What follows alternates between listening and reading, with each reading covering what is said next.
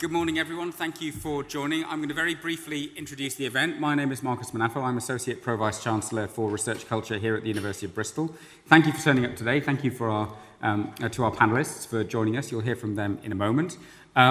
This event is part of our Research Culture programme. If you're not aware, we've been running a series of activities, projects and events over the last year and a half, 2 years, with support from the Research England Enhancing Research Culture allocation, which has helped us to put on this event. But we've also had support for this event from the MRC, so thank you to them for supporting us, and by extension, UKRI, and we'll hear from a UKRI representative in a moment. The Culture programme is intended to ensure that Bristol can create and maintain a positive working environment, one where people feel supported, able to thrive, able to advance their own careers. But of course, as we're aware, there are many challenges across the sector at the moment, and we don't want to shy away from some of those challenges. We want to get on the front foot and engage with them so that we can create a positive vision for what both Bristol and the sector as a whole might look like in the future and how we can work towards that. For me, a big part of that is making sure that we recognise that whatever part of the university we work within, we're all part of one team. We're all ultimately in the same business of generating knowledge, whether that's through teaching, whether that's through research, whether that's through many of the support functions on the professional services side, without which we wouldn't be able to do those things. We're all pointing in the same direction, if you like. And to an extent, that's part of the focus for today. These events that we've been putting on are the public face of our culture programme to try and bring that to life.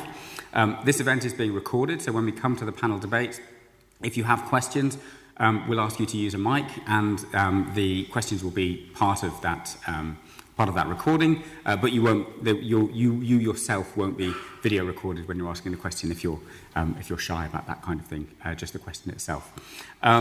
So, what we're trying to do with this events program is bring our culture program to life and to identify areas where there is a discussion to be had, if you like. We have had a series of events, including on the future of universities, for example, but today is about both celebrating the role of technicians in the work that we do, but also looking forward, thinking about what role they will play in the future. And with that, I'm going to hand over to Nick Agrijo from UKRI, who will open the event. Thank you.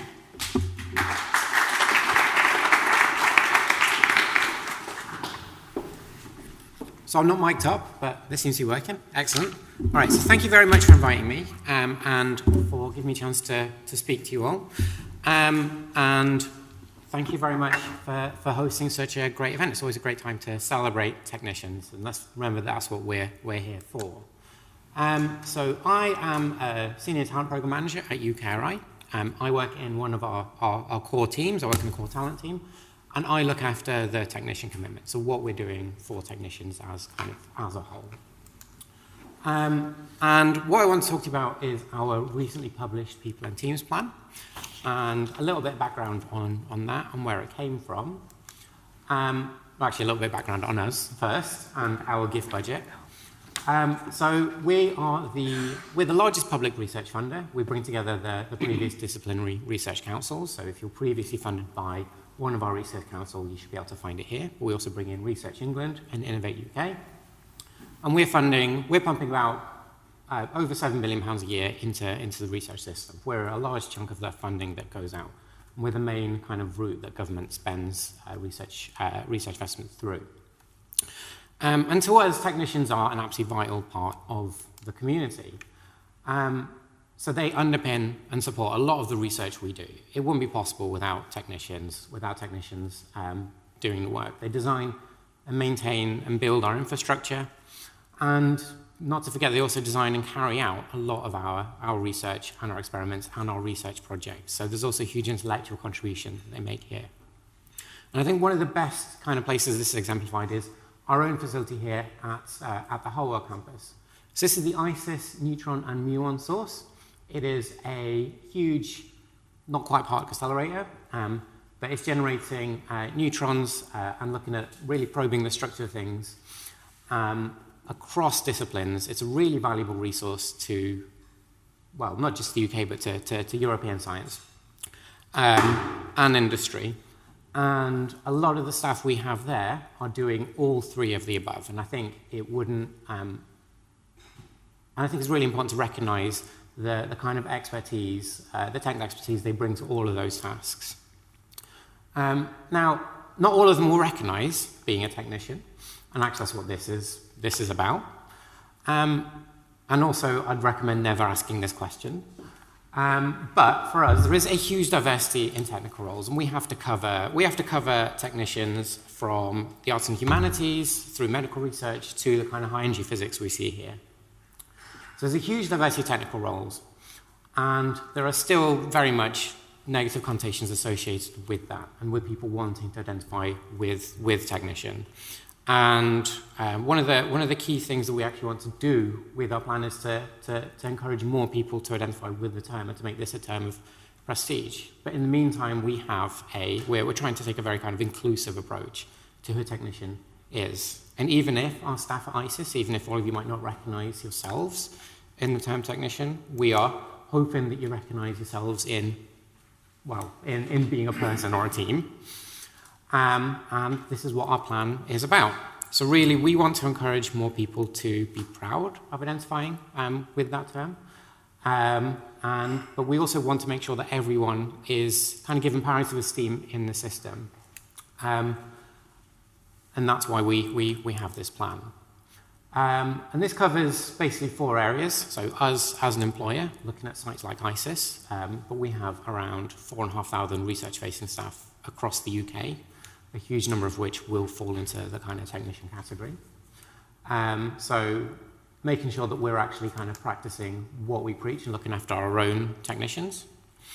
In terms of what we want to do to support the wider sector, we are a research funder, and actually what we fund, what we invest in, shapes behaviour.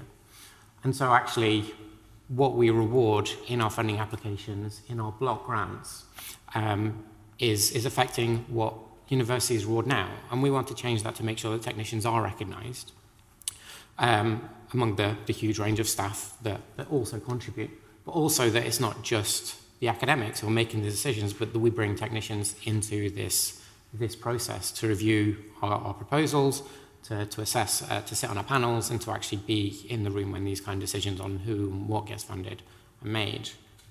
We also want to be clear about what it is that we're investing in. We're responsible for nearly £8 billion of taxpayer money, and we want to make sure that that is going to where research is going to be impactful, where we have a robust environment that's going to produce high quality and, most of all, usable outputs. And we know the technician community is really, really essential for kind of the research integrity part of it, the technology development, the techniques, the data, the archiving, and actually we want to make sure that when we invest somewhere, we are confident that the technicians are being looked after. And lastly, not to leave the rest of the sector to do this on our own. We want to be part of this process. We want to support our institutions to kind of meet, to help, to improve their research culture, their environment. And we want to make sure that everyone is kind of pointing in the same direction, and we are making progress towards supporting our technical community and giving them the kind of recognition and celebration that they deserve. So that's all I have for you right now, and I think it's my role to hand over to Andy Connolly to talk about the past of technicians in our...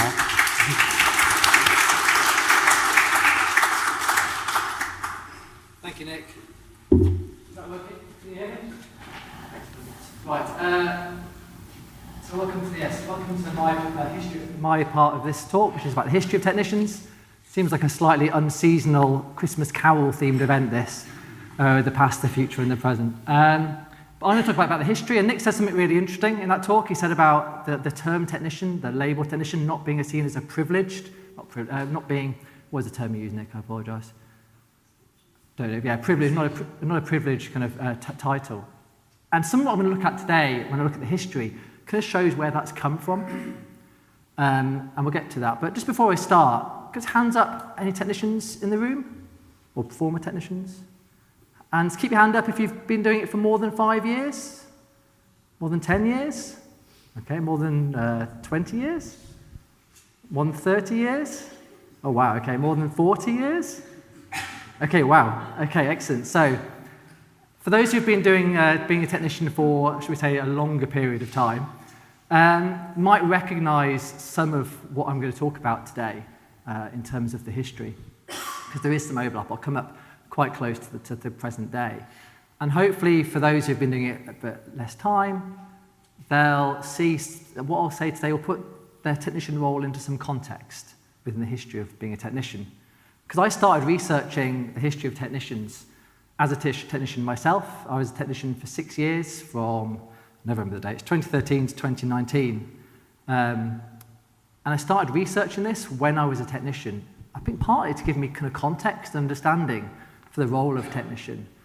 But also because as a technician, I didn't always feel valued. Even though I was told by my bosses I was valued, I never really felt that. I don't know if that's something that other technicians kind of feel. It's certainly what I've talking to technicians in the past, that is what I've found. Also, before being a technician, I was a PhD student, I was a secondary school science teacher, a postdoc. So I've also worked with a lot of technicians and kind of seen it from both sides. And one thing that makes giving this talk quite difficult is that for most of history of science, technicians have been invisible. We haven't been able to see them. So, for example, this picture here, you can see this is some technicians from the 17th century. They're under the floor, hidden away.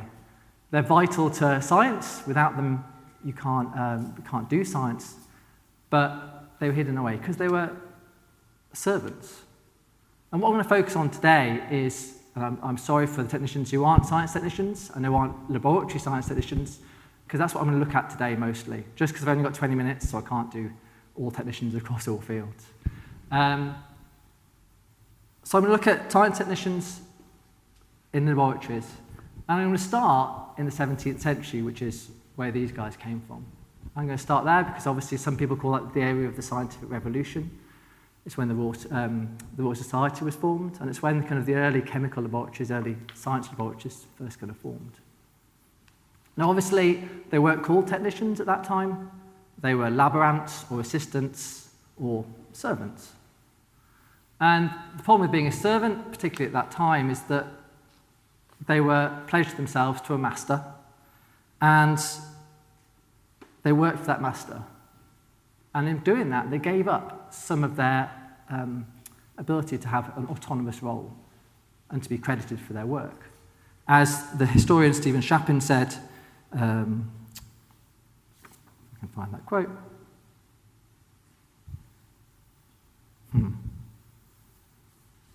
They were muscular extensions of their master's will.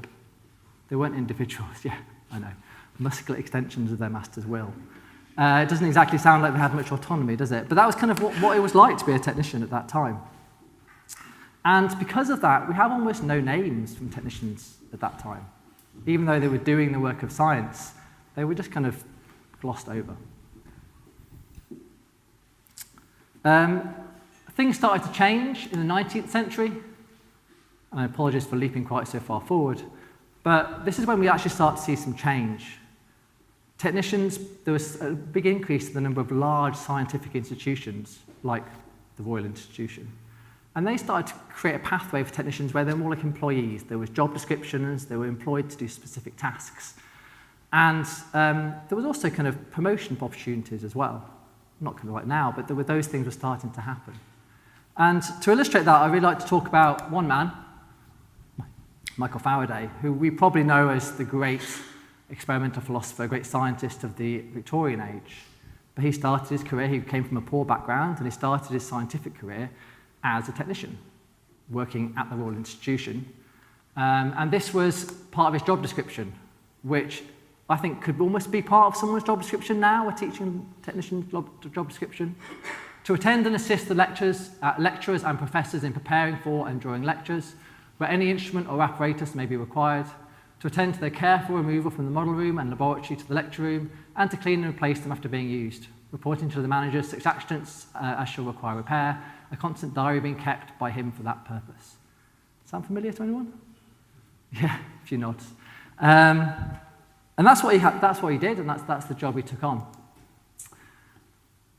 A few months after being employed, Davy had to go to France, it was revolutionary France at the time, to receive an award. And Faraday was going to go with him as his technician. The problem was that Davy's valet, his personal servant, dropped out. I'm not surprised. It was very revolutionary France. It was a dangerous place to go to. But that meant that Faraday had to take on two roles. He was technician, but he was also personal servant. And the kind of roles he had to do were things like laying out his master's clothes in the morning, attending to Davy's shaving, and also, as one biographer of Faraday put it, the disposal of the contents of his master's nightly piss pots. It wasn't a glamorous job, but this is the thing. He was employed as a technician by the Royal Institution, but he could easily become a servant. He had a similar role as a servant, similar status as a servant. And why was this? Well, at that time, experimental philosophers were trying to emulate the great amateur gentleman scientists of the 17th and 18th century, those rich experimental philosophers who did science in their spare time. But these experimental philosophers of the 19th century, they were paid. But because they were trying to emulate these greats and take on this air, it meant that these technicians, could only ever be servants in comparison. You can see kind of this in Faraday here much later in his life, obviously. You can see how he's dressed and how he's holding himself. He was trying to emulate those gentlemen. He was trying to be a gentleman. And that's how he kind of got part of how he got on and how he became who he became. But yeah, so compared to him and compared to this gentleman status, the technicians basically were treated as servants with no right to be credited at that time.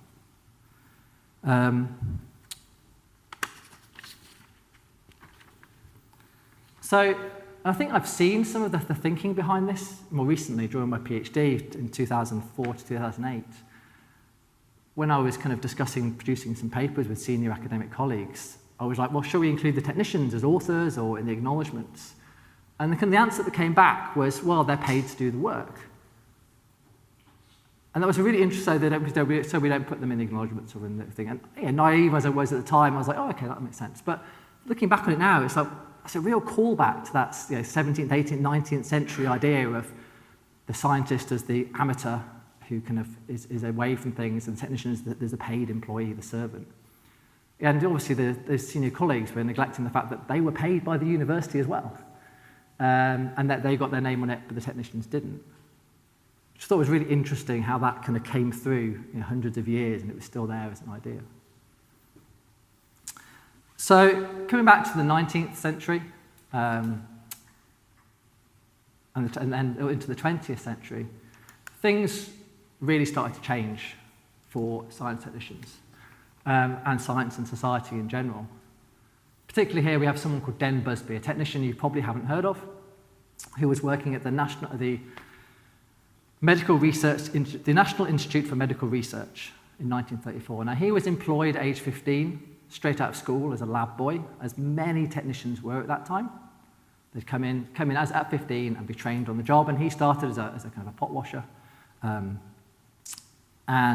but with an assistant washing glassware, as he described it. But within a year, he was working for Wilson Smith, who was one of the developers of the first influenza vaccine. And Busby later recalled that he had the honour. So I had the honour of making the first vaccine and getting the first injection. It's interesting, technicians are lab rats. I don't know quite what the ethics of that were at the time, I don't know. But that's what he said happened. Busby was lucky. When he started working at that institution, there were promotion pathways. There was proper pay structures, which was a massive step forward to anything that had happened before. And that was really beginning to take place in a lot of places. But despite this, there were still deep social divisions within the institution. For example, if a senior scientist was in the lift, the technicians weren't allowed to get in.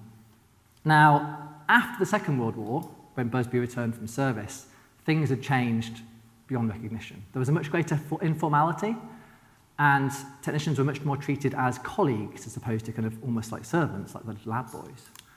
I love this quote from from Busby, which kind of really sums that up nicely. Informality was something I could never really take to. I could never adapt to that. I suppose, having been brought up in this strict regime, I do remember once calling Dr. Porterfield James, and I felt quite staggered at my temerity, which I think is a really nice quote. But that didn't stop Christopher Andrews, who was a professor who was first isolated the influenza A virus, from calling him lab boy at age 30. referring to him as his lab boy, age 30. And it also didn't stop there being separate dining rooms into the 1960s. So there was still that separation, even though things were improving for technicians. There's some nods there. I don't know whether people remember that, having separate dining rooms, and those kind of ideas. But I think it's not very great for kind of research culture as we're trying to embrace that.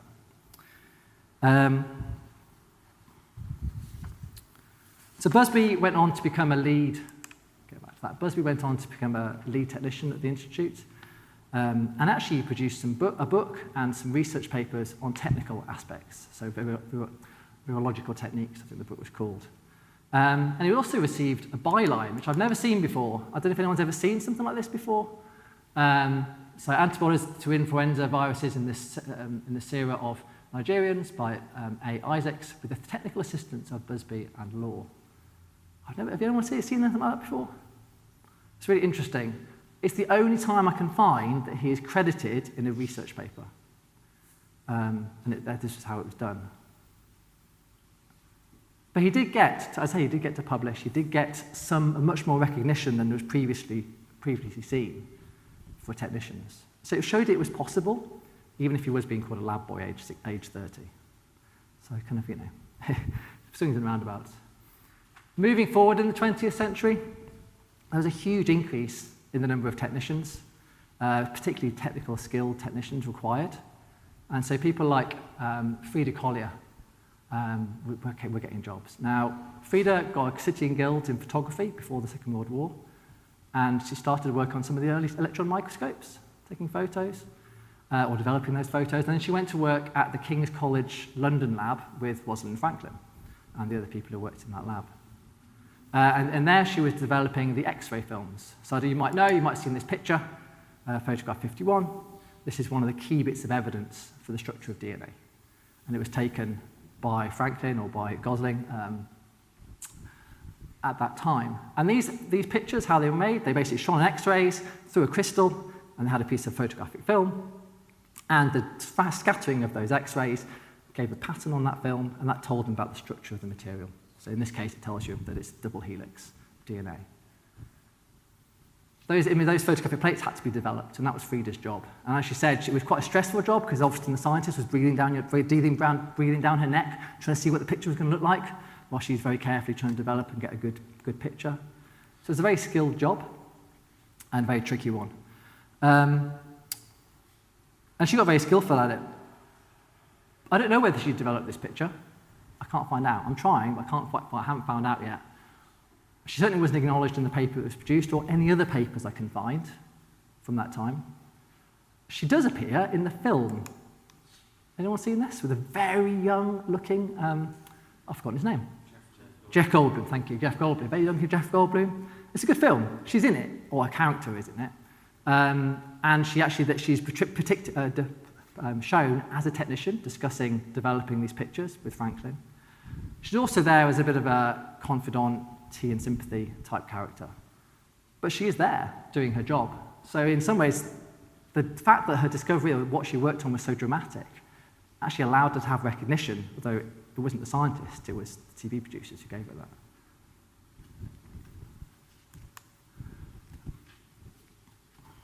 So I don't know if anyone's having any kind of flashbacks when they see that picture. There are a few nods. Yeah, some people have seen this. So I don't know what happened to Frida. I don't know where her career went. I'm trying to find out. But certainly, Frida was working in the 1950s. What happened after that for technicians in the UK? There was beginning to be much more promotion structures all over the country, but they're all very different. And it was really inconsistent how those promotion structures were applied and how different jobs were treated in different places. And the way they solved that, there was a big discussion among technicians, organisations, and the government, and they came out with this, what's commonly called the Blue Book, and I have to read this, the Manual on the Job Evaluation Grading Scheme for Universities' Technical Staff Structure. Well, that's what officially it was called. But basically the Blue Book, and what that did, as some people know better than I do, it has basically a sets of clear guidelines to what each job descriptions for different grades. And you could use that to kind of work out whether a job description, what grade that job description was. And I'd be interested to know people's thoughts about this, but my understanding is that it was good for low to middle grade development, Because as a low-grade technician, you could see where to get to become as a middle-grade technician. But the issue was, if you wanted to become a high-grade technician, there was a problem, because you had to take on line management or clerical responsibilities. Your technical skills alone weren't sufficient to get you those high grades. Does that sound familiar? Yeah? Nodding heads. So the question was, why was that? Why was technical skill not enough to get to those high grades? Now, there are lots of answers to that. But one of the things I want to really kind of highlight in this talk is, well, if you think about those technicians we've seen so far, those 17th and 18th and 19th technicians who were servants. We think about Den Busby. Okay, things were better, but he was still the perpetual lab boy. And we think about Frida Collier, who was only recognised on screen due to the dramatic nature of what she was working on. She wasn't credited by the scientists she worked for. Those servants from previous centuries, the school leaver Den Busby, and the City and Guilds qualified and female Collier, all have something in common. They were all of a lower social class than the often male, often university-educated scientists for whom they worked. And I think this is typical throughout history of science technicians. And it's likely contributed to their lack of being credited. Most technicians, and the fact that those technicians have been invisible. Because most technicians don't get chance to be depicted on TV. I don't know whether you've done anything that's worth being depicted on TV for. I certainly never did as a technician.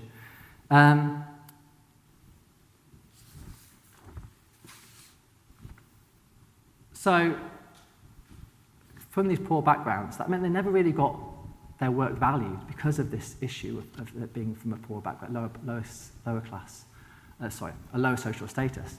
So because their work wasn't valued, it never got credited. And because it never got credited, it never got seen. And because it never got seen, it never increased its value. It never got valued. And so we have almost this kind of spiral issue of that work never being recognised. Because without that work being recognised and having given value, then how can technician work ever be given enough status to be worthy of having those high grades, being given those high grades? So I'm running out of time, so I will skip slightly to the end here. But for all of these technicians, their social status defined in many ways how they were treated, both as technicians. And the only way to change that for me is by valuing and recognising technician work, and through that, increasing the standing of that work and making sure that it doesn't matter who's doing that work, whether it's a technician, an academic, a university-educated person, someone with a City and Guilds, a male, a female, doesn't matter. It gets the recognition for that work. Okay, thank you very much.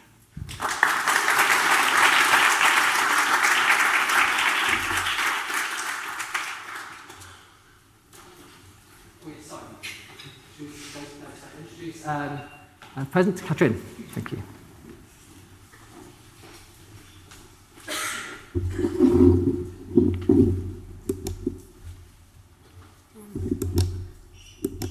Okay. Okay. Morning. So yeah, I'm Katrin, and today I'll be focusing on technicians in the present, or I'll be the ghost of technicians present, as Andy might like to say. I'm a research fellow for the Research England-funded Midlands Innovation Talent Programme, which leads and influences change to advance the status and opportunities for technicians in higher education and research. And part of our work involves research into the technical community, as until fairly recently, research into technicians has been quite lacking, which further contributes to the invisibility of this vital part of the workforce. And our research helps us to better understand and raise awareness of the role and contributions of technical staff and the challenges they face, but also importantly, it allows us to make evidence-based recommendations to the sector to make positive changes. And our work has shown that many of the historical views of technicians that Andy has spoken about continue to impact technicians now. Many technicians face significant challenges in their workplaces, and much of this is felt to derive from a lack of respect for and understanding of the technical role, and is underpinned by structures and systems that hinder equitable recognition and experiences. Technicians face these challenges across the various roles they have, but given the theme of the talk today, I'm going to be focusing on technicians working in research and the issues that contribute to negative research cultures that affect them directly. So using the Royal Society's definition, research culture encompasses the behaviours, values, expectations, attitudes and norms of our research communities. It influences researchers' career paths and determines the way that research is conducted and communicated. Essentially, it impacts almost all aspects of the environments that researchers and research-enabling staff work in and the work that they do. In positive research cultures, collaboration and creativity flourish and excellent research is supported and carried out. Negative research cultures can impact individuals' well-being and careers and can impact institutions' reputations if things like integrity are questioned. And concerns have emerged in recent years about the research culture that exists, and two key reports have illuminated these particularly well. The Wellcome's report, What Do Researchers Think About the Culture They Work In, and the Association of Research Managers and Administrators, as ARMA report, the ARMA survey on Research Culture 2020. So I don't have time today to look in great detail at the findings in these reports, but I'll highlight just a few things, as it's important to consider technicians' experiences against the bigger picture as well. So in the Wellcome report, on the positive side, researchers are passionate about their work, seeing it as a vocation rather than a job. They accepted competition as part of the role, but also found that it was sometimes leading to toxic working environments and preventing camaraderie and collaboration. There were concerns over job security, as many researchers are on short-term contracts, and many researchers feel there isn't longevity in a research career. Worryingly, there were also reports of bullying and harassment. And it's important to note that for this report, most of the respondents were academic researchers. The ARMA report asked their community, so that's research managers and administrators, similar questions to Wellcome, and they found some overlapping challenges, but also some challenges that were specific to research-enabling professionals. They found that research managers and administrators felt their contributions to research endeavours were often not valued, and the lack of value was particularly felt from senior levels, and they felt their skills and expertise was valued much less than that of academic staff. They reported on an us and them culture, which was perpetuated by university systems that make clear distinctions between staff groups.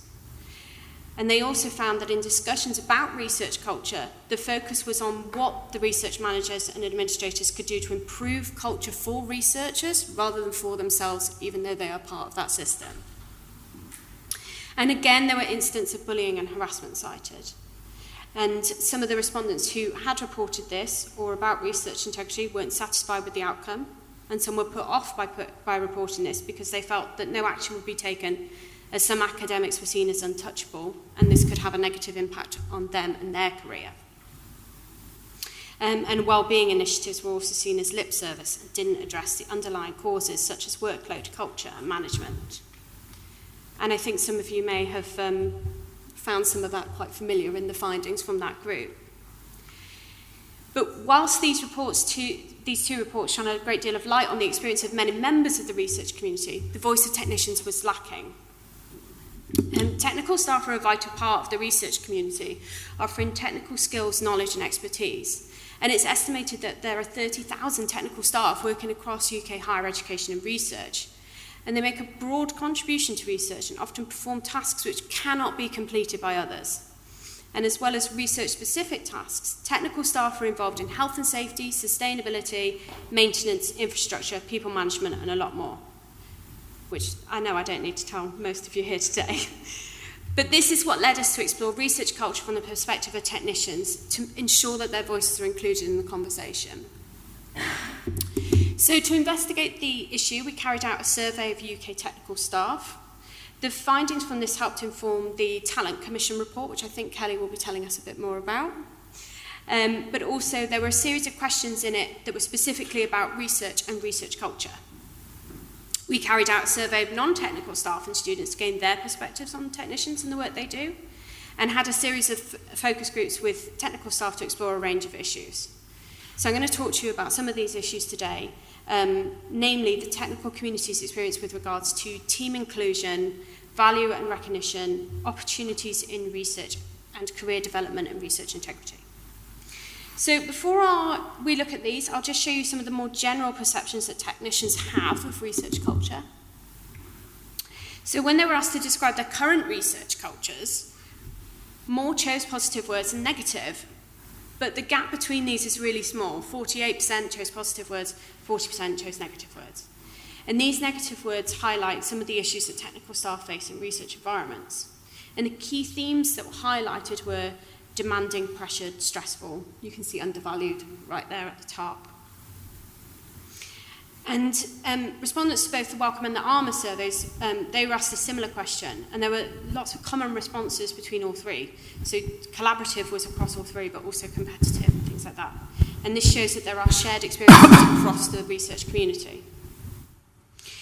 Thinking about this idea of the research community, though, only 30% of technicians that we asked said that they felt included in it. 27% indicated that they did not feel included in the research community. 43% expressed neutrality, and alongside comments in some of our open questions that they didn't have much of a view on research culture because of the role that they do and the way that they contribute, suggests that they may feel that there's less value in their contributions, or that these contributions are seen as less valuable. And also possibly that conversations around research and research culture have already excluded them. Whilst we heard about many positive experiences from technicians working in research teams, we heard a concerningly large number of reports of more negative experiences and issues that should be addressed if we want to improve research culture for everyone. So many technicians reported on poor team dynamics, wherein they were excluded or poorly treated. Survey respondents and focus group participants reflected on the long-standing ingrained negative attitudes that contributed to an us and them culture, which, as I said before, was similarly reported on in the ARMA survey. Many felt that their contributions were seen as less valuable or valid than that of academic staff because they were just a technician, and there's a stigma around this. Unfortunately, as was the case for those who participated in the Welcome and ARMA studies, these poor team dynamics sometimes manifested in particularly disappointing and concerning ways. 45% of the respondents to our survey had experienced or witnessed bullying, and 25% of this was poor treatment from someone senior. 14% said that the bullying came as a result of the pressured environment that research takes place in, which was also commented on in other studies, suggesting that in some cases a bigger cultural shift is going to be needed to improve things. There were also a number of comments that some academic staff who acted in such a way were untouchable due to their status and their success in getting grants, and that nothing would be done if poor behaviour was reported. Some technicians mentioned that academics could be condescending, insulting, or dismissive. And poor treatment was also shown through exclusion from tasks and opportunities, scapegoating when things went wrong, being given tasks that their colleague just didn't want to complete. And there were also some reports of being blocked or excluded from projects at particular stages so that someone else could take the lead and then the recognition for the work that was being done. Exclusion from the planning phases of projects was particularly emphasised. This can be detrimental to both the well-being of the technician, if then unreasonable expectations or workloads come as a result of things having to be added later, and also to the functioning of the project. Where this happened, this was also seen to sometimes result in technicians being seen as being difficult, because they were saying these things have to be added on, which contributes further to negative attitudes and possibly to poor treatment. Only 44% of the academic staff that we asked said that they include technical staff in the planning phases of projects, despite 82% agreeing that they're a vital part of research teams, which makes you wonder what exactly it is they see as vital. Communication was also cited as needing improvement, and that this was at many different levels, from better communication in research teams through to communication from senior management and leaders with technical staff. And many of our technical respondents also highlighted the need for better communication between technical teams and the benefits of establishing technical networks. So I'll move on now to the area of value and recognition. Value and recognition are essential across the workplace, but are also seen as an essential part of good research culture. And only 37% of technicians reported that they feel valued as a member of the research community. 27% said that they did not feel valued. And in a similar way to the question about feeling included in the research community, we had 36% here expressing neutrality. As for their contributions to research, the majority reported feeling valued by their technical colleagues, managers, postgraduate students, and academic colleagues, with very low numbers reporting feeling undervalued by these groups. But much lower levels of value were felt to come from senior leaders in organisations and policy makers, with only 29% and 4% feeling valued by these groups respectively, and 31% and 38% feeling undervalued by these groups. The majority of non-technical staff and students described technician support and delivery of research as valuable or very valuable. In terms of recognition, 63% of technicians and 52% of non-technical staff and students do not think technical staff are appropriately credited for their research contributions, so on publications and outputs. And when they were asked about other forms of recognition, we found that this was mostly shown informally. But there was a clear desire for more formal recognition, as many felt that they should have been recognised through role progression or regrading, financial recognition, promotion and formal acknowledgement in appraisals and reviews. Career progression was highlighted as challenging for technical staff. Only 19% of our survey respondents said that they could see a clear career pathway. And in order to move up in their careers, unlike the promotion opportunities that exist for academic staff, technicians need to wait for a position to become available and apply for it, which is similar to their administrative colleagues. This means that technicians often have to move into management, as Andy said, resulting in a loss of skills and knowledge as specialist positions just might not exist. As well as this, technical careers are often capped at lower levels than other staff groups. And a lack of opportunities for career progression was cited as a significant factor for those considering leaving the profession. As well as this, there were difficulties in accessing professional development opportunities due to lack of time, cover, and support from managers. Looking at grants and other opportunities that exist in research, technical staff are often undercosted on proposals, or their cost is removed if the bid is deemed too expensive, even though that technical work will still need to be done.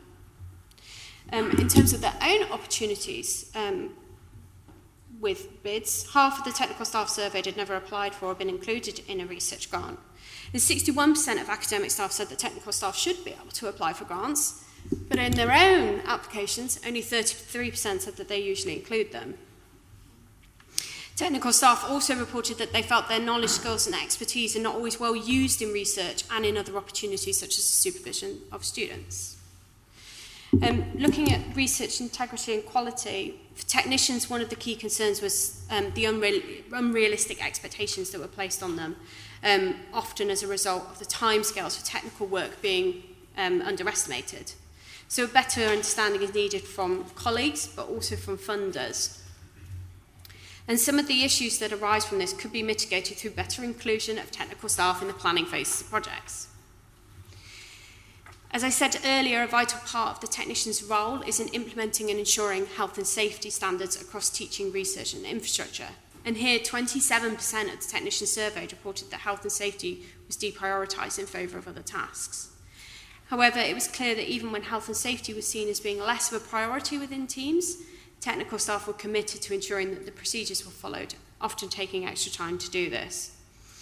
Technical staff also reported on feeling pressure in their work, but said that this was often derived from themselves wanting to ensure high standards, as well as from disorganised teams. And working in these environments and this kind of pressure and extra time can impact the well-being of technicians. Just under half of our survey respondents felt that the well-being of technicians was important where they work, and they highlighted workloads, staff levels, working extra hours, and the expectations placed on staff as areas that need improvement. So the findings, which we've published in our report, Research Culture, a Technician Lens, demonstrated that there are many connected challenges that face technicians in the research community. Many of these are felt to stem from an underlying lack of respect for and understanding of technical skills, knowledge and expertise, and were exacerbated by the systems and structures that are in place in the places where we work. When technical staff were asked about the changes that would benefit research culture for them, they highlighted recognition for contributions, better collaboration and communication, inclusion in decision making, career development opportunities, workload management and better job security, and a better understanding of the technical role in research.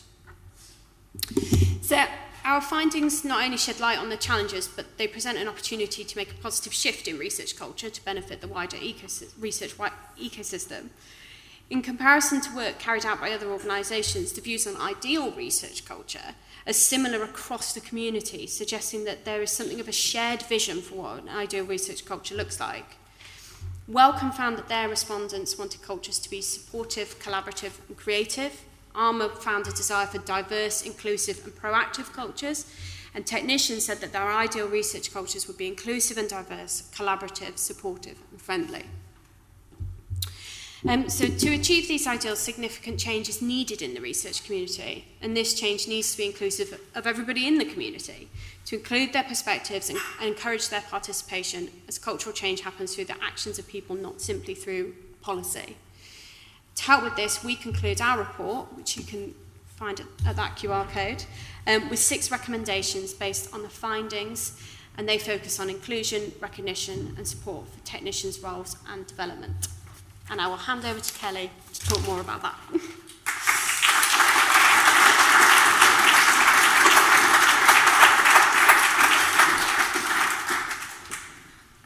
Afternoon, everybody. It's good to be back in Bristol. Just hopefully this will click on. Brilliant. So I'd like to thank Andy and Catherine, our ghosts of technician past and present. It now falls to me to be the ghost of the technical profession yet to come, and hopefully I'll cheer you all up a little bit, because I appreciate it's been a bit doom and gloom when we've looked back and, into the history of our profession and so forth. So my name's Kelly Veer. I'm the Director of Technical Strategy at the University of Nottingham. And alongside that, I also have an external secondment where I lead a couple of national programmes of work, one called the Technician Commitment and one called the Talent Programme, which have been touched on a little bit just now.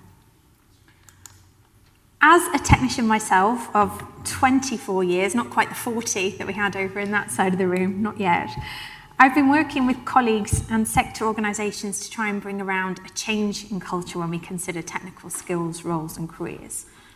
And over the last 6 years, particularly through the Gatsby-funded Technician Commitment Programme and the Research England-funded Midlands Innovation Talent Programme, we're genuinely making real progress to ensure that technical careers are respected, valued, and that our technical community can play our part in a more effective research ecosystem, ensuring efficiency, value, and collective strength. So hopefully many of you are familiar with the Technician Commitment. The Technician Commitment is an initiative, a national initiative, and it's, I guess if you like, it's a pledge. It's something we ask employers of technicians to sign up to. And by doing so, they're pledging to advance against 4 key pillars: visibility, recognition, career development and sustainability for our profession. To date, the Technician Commitment has over 115 signatory and supporter organisations, and it's our belief that it's definitely started to drive some culture change. For example, it's unlocked inward and outward investment in the region of several £1 million into the technical profession. And it's also created an environment which has allowed further investment into key programmes of work to advance status and opportunity for technicians across the UK. So before I move on to talk a little bit more about the Talent Commission and our vision for the future of technicians in UK higher education and research, I'm just going to play a very short video to remind ourselves a little bit about the Technician Commitment and the progress and impact that it's had to date. And Sam assures me this is going to work as soon as I press this button, so fingers crossed. Oh no, this button.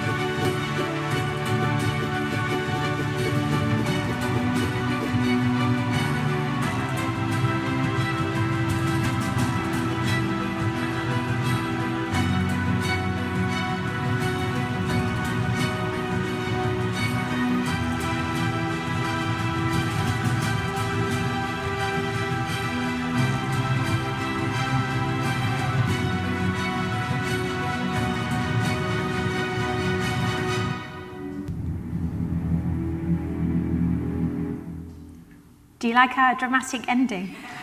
I said to the company, I want it to A, make me cry, and B, look like a film trailer, and I think they definitely succeeded. So hopefully that's cheered you all up a little bit. So as I mentioned, the technician commitment, I guess, created a culture and environment where we could attract further investment into programs that would really help advance our profession.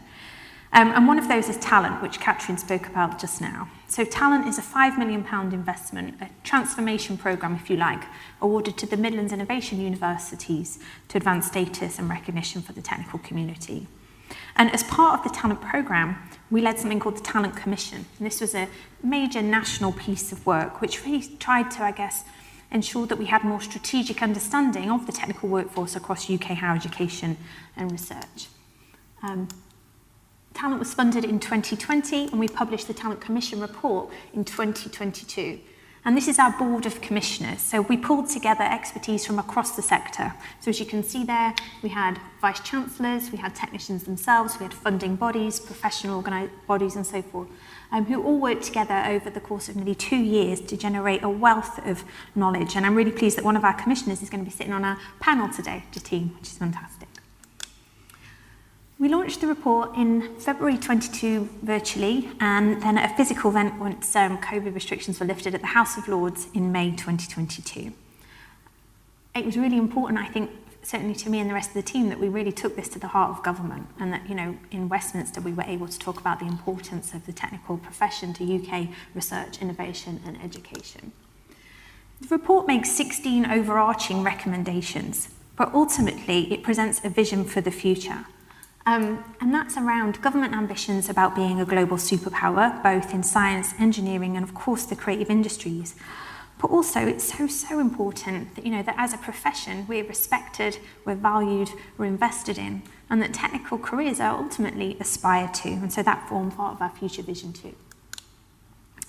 The commission was really well received and continues to be well received, which is really exciting. I think the worst thing that could have happened from my point of view is that we put all this work into this landmark report and it just gathered dust on the shelf. It's so important that the recommendations of that report are enacted. And I'm going to tell you a little bit about how they're starting to be enacted by a number of organisations today. But first of all, I thought it'd be helpful to just talk through some of the principles that really shape what we believe is sort of a vibrant future for the technical profession, ensuring sustainability, diversity, inclusion, and visibility of technical skills, roles, and careers. So I'm going to start with the first principle, which is around strategic planning for sustainable technical skills. And we really need a future where this exists. So it's so key that we have insightful strategic planning when we think about technical skills, roles and careers in our organisation. Traditionally, the technical profession hasn't been thought about through a strategic lens. And that might sound a little bit silly, but we just haven't been considered in that way. For example, as a consequence, there's been a lack of investment into technical roles and careers in our universities. And we actually have an ageing technical workforce, with many of us due to retire in the next 5 to 10 years. It really is crucial that we invest in a pipeline of technical talent for the future of UK research and innovation. But also, our institutions have actually really got to proactively assess future technological advancements and evolving educational landscapes too, to align technical skills with emerging demands. We don't think about emerging technologies in the same sort of breath as we think about technical expertise as a sector. So for example, we all get very excited about shiny kit, but we don't always think about the technical skills that we need to, you know, drive that kit to its limits and so forth, and really get the best out of that innovative equipment. And that's the way our institutions absolutely need to be thinking. The second principle, we really want a future where there is recognition and diversity of technical roles. It's so key that technical contributions are more understood, and we've started to convey that with the Talent Commission, but also the Technician Commitment too. But parity of esteem for technical skills, knowledge and expertise, on par with other staff groups, is so key, and really will help us foster a culture that appreciates and values the contributions of all colleagues in the research ecosystem. I just wanted to flash this slide up quickly. This is just a snapshot of some of the data that we started to analyse on the technical community in our Talent Commission report. There is a real issue around what data we collect as a sector, what we understand as a sector about the technical community. And it's so key that we have more transparent reporting of demographic data for technical staff too, to really enable a sector-wide understanding of the scale, characteristics and trends across the technical workforce. For example, a couple of years ago, HESA stopped making non-academic staff reporting mandatory, which means now our institutions don't actually have to record data about any other profession that isn't academic. And I don't think that's conducive to a positive research culture, so we can't even monitor, trends in terms of workforce characteristics. And that's something we're speaking to HESA and JISC about in regards of turning around. The third principle, we want a future where there is a diverse and inclusive technical community with opportunities for all. Creating a diverse and inclusive technical community at all levels and across all disciplines is absolutely essential. Institutions have got to provide equal opportunities for individuals from all backgrounds to realise their potential and ensure a workforce that reflects, the richness of society. We undertook some research just around 4 years ago now about EDI within the technical community, and the findings were pretty stark. Up until that point, a lot of the EDI activity had focused on academic and researcher colleagues. No one had looked at the technical community and what EDI looked like in our profession. We have a huge minority of technical colleagues from Black and ethnic minority backgrounds, and we have a lack of women technical leaders. So even in disciplines where women technicians outnumber men, women still can't get to those leadership positions. And I wanted to flag a programme that some of you may have heard of or indeed even participated with. Through the talent programme, we wanted to create an intervention that would address this, and that intervention is called the Herschel programme. And it's a programme for women in technical leadership. Either current or aspiring female technical leaders can apply to come on the programme, and they take part in a 6-month range of activities to really ensure that we can start to intervene and address that lack of women technical leaders across the system. We only launched this programme last year. We opened it nationally, and I thought we might get 30 or 40 women want to be part of the Herschel programme in year one. In year one, we had 180 women take part, and year two is just about to conclude, and we've got 350 women taking part this year. So just by the end of July, in 18 months, we'll have had 550 women taking part in this strategic leadership programme, which we're absolutely delighted with. And I can see a few nods, so I'm hoping there's a few Herschel ladies in the room today as well. The fourth principle, we want a future where there is a visible technical careers and development. Sorry, actually, I wanted to just say a little bit more. Let me just go back a moment. Building on Herschel, I talked about a diverse and inclusive technical community, but we also need within that transparent and accessible funding for technical skills, roles and careers. And Nick touched on this a little bit. UKRI have signed the technician commitment, and I have to say it's been such a joy to work with UKRI on their commitment, because they really are walking the walk and not just talking the talk, which is what the technician commitment is all about. So in recent years, we've seen greater inclusivity of technical staff in panels, for example, when assessing different grants and so forth. And we've also seen schemes which actively encourage and allow technicians to be co-investigators, named researchers, and principal investigators. And I guess I'm an example of that in some ways, having been a PI and a CI on UKRI-funded activities, and I think that's a fundamental change in the last few years, certainly, across the history of my technical career too. So, back to the fourth principle. We want a future where there are visible technical career pathways and development opportunities. Technical careers have got to be visible, understood, and aspired to. We need clear career progression pathways, but also accompanied by robust professional development opportunities that will allow us as technicians to thrive and reach our potential. This is another snapshot from the Talent Commission. It looks a little bit like a tube map, but we've tried to model technical career pathways at all entry levels. And I think a crucial thing that we can see now that's emerged in recent years is the development of this specialist pathway, so bottom right if you like. Traditionally, as a technician, to advance your career, you had to drop your technical specialism and become a manager. But actually, in this country, we need a greater number of technical specialists, world-leading technical experts. But there was no pathway for those colleagues to advance upon. A number of universities have now put that in place. I know that Bristol is one of them, which is really, really exciting. And a number of institutions have also advanced that career pathway up to professorial equivalent, which is super exciting. So a number of you can become a technical specialist now all the way to professorial equivalent or a manager on that pathway too. And in fact, Newcastle University have just appointed their first professor of practice who is a technical specialist, which is fantastic to see. Liverpool have been doing some really exciting work in this space that I just wanted to flag and acknowledge. So for the first time, Liverpool have introduced a promotional pathway, which is actually based on individual merit in the same way that our academic colleagues can progress through their careers. And that's pretty groundbreaking, because traditionally as technicians we have to regrade or apply for a new job. But on their RTP pathway, as they're calling it, technical specialists can be promoted on individual merit, and I know a number of institutions are looking at the practice that is coming out of Liverpool and playing suits. That's really exciting. Not only do we need to provide, I guess, career pathways for existing technical staff, we also need to encourage young people to aspire to a technical career. And we've been working with our funder, the Gatsby Foundation, on a number of initiatives in this regard. Many of you might have heard of the Technicians Make It Happen campaign, for example, which showcases technical careers. But a more recent project is our David Sainsbury Gallery in the Science Museum in London. So many of you, I'm sure, are familiar with the Science Museum. It's arguably one of the most famous science museums on the planet, but we now have a dedicated gallery all about technicians. And if you told me this 10 years ago, I would never, ever have believed you. It was an absolute dream come true that we were able to open this in November. So, a fifth principle. We want a future where technicians have influence and collaboration in decision making. And this is really about empowering technical staff and utilising the expertise we have at decision making fora. This will allow us to shape the future of our organisations and contribute to wider sector initiatives.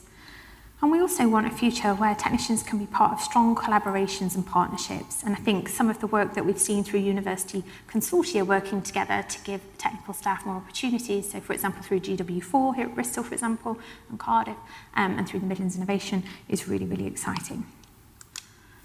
A sixth principle is a future where there is inclusive policy making and representation of technicians at all levels.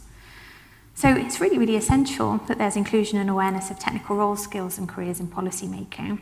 And policymakers really need to recognise the significance of technical expertise, and I guess facilitate connectivity and cross-sector collaboration. And we're really starting to see some evidence of this. I just wanted to give a couple of examples. The technician commitment, for example, was cited in the government's R&D roadmap, so a big government policy document around the future of research and development in the UK.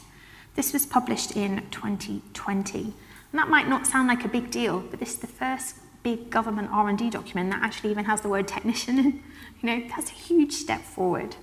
And we've also been able to influence other policy areas through the technician commitment, which is really exciting, such as the Future Research Assessment Programme, the review of research bureaucracy, and the R&D people culture strategy where technicians were represented at the launch. So many of you may have heard that the Future Research Assessment Programme has put out its first consultation about what REF 2028 is going to look like. Nick just informed me that technical staff and early career researchers were actually the first groups consulted on what the future of REF 2028 was going to look like, which is really, really exciting. And some of the initial guidance coming out of that is that REF 2028 needs to be able to recognise all contributions across the whole research ecosystem, including technicians. So that's a huge step forward. We also need to ensure that there's a coherent voice for technicians moving forward. And the Talent Commission recommended the creation of a new entity, the UK Institute for Technical Skills and Strategy. And I'm really pleased that we were awarded £5.5 million to establish this new institute, which will go live on the 1st of August this year. The new institute will be a new entity that will be very collaborative in approach, and it will be that conduit between the technical community, between funders, policymakers, employers, so universities, research institutes and so forth, and industry. You can see, I guess, just gives you a flavour of some of the 20 plus partners involved in this endeavour, which is really exciting. The Institute's going to have 4 key hubs of activity. They all helpfully begin with I, so I can try and remember them.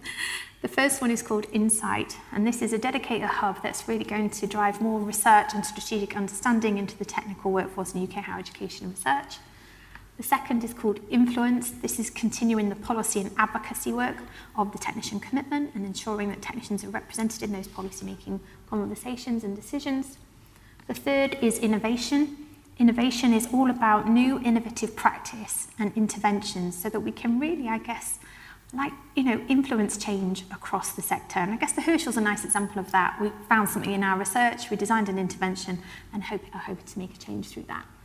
And then the fourth is Integration, which is all about how we can share the best practice that we find through our research work, our policy work and our practice work and ensure that's embedded across organisations. We're also going to be expanding the technician commitment to industry and internationally, which is a really, really exciting development. So I'm going to close there, but just in conclusion, I guess by embracing these principles, we can shape a future for our community, for technicians in higher education and research, that not only meets the demands of the emerging technologies, but also fosters a diverse, inclusive, and more empowered technical community.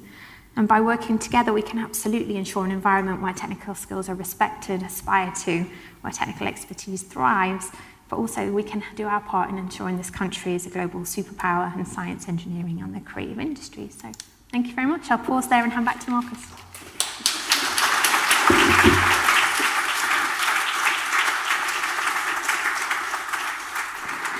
So thank you to all of our speakers. If I could ask our speakers and additional panelists to move up to the front, and then we can open up for some questions.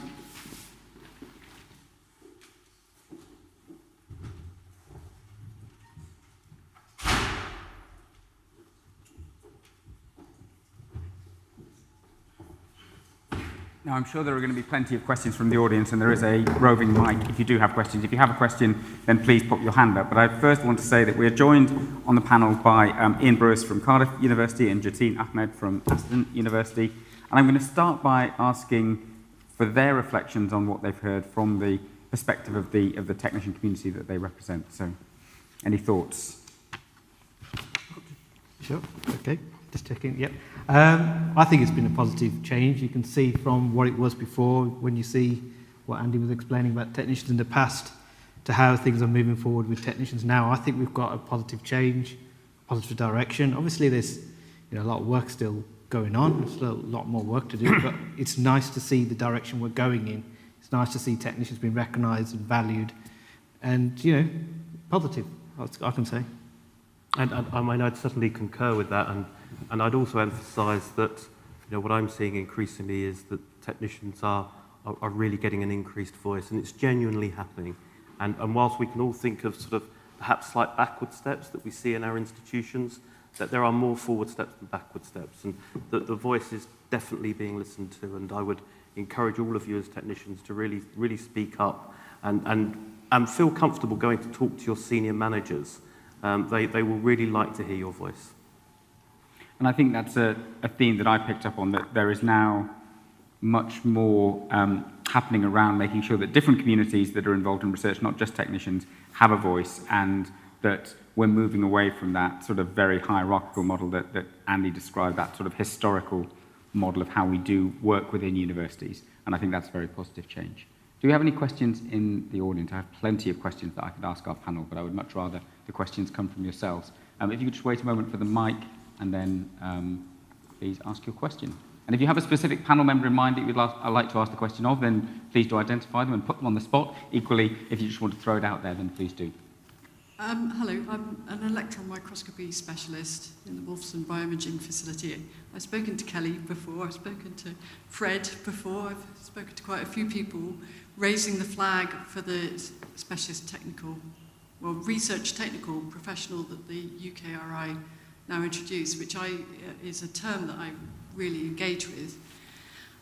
This is the first I've heard of the technical specialist pathway. I'm very excited to hear that Bristol signed up for it, but I am looking forward to the walk the walk, because I have had so many appraisals where I'm told my role is pegged, that's the role, and furthermore, the way the facilities are funded, there is no money for progression.